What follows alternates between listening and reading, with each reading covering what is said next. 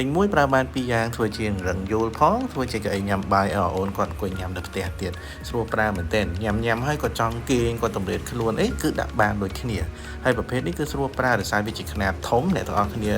ងាយស្រួលនឹងតម្លើងជាបាក់ពើកឲ្យគាត់គេងក៏បានដែរហើយទ្របានរហូតដល់60គីឡូ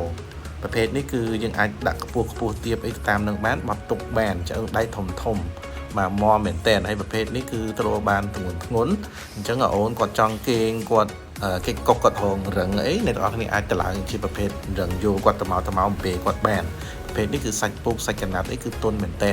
ហើយយើងងាយស្រួលក្នុងការសម្អាត clean ដល់ពេលដែលយើងប្រឡាក់បាយប្រឡាក់អីមានសុវត្ថិភាពហើយខាងក្រោមនេះកន្លែងដាក់ជើងគាត់អញ្ចឹងต้องតម្លើងបត់ទៅក្រោមបត់ទៅមុខបត់ត្រង់ពេលគាត់គេងអីគឺយើងអាចស្រែទៅតាមនឹងបានអញ្ចឹងណាហើយថាបាយដកចេញបានថាបាយមាន2ជាន់អញ្ចឹងអ្នកនរគ្នាប្រឡាក់អីយកជាន់ទី1ដាក់បោះចោលទៅ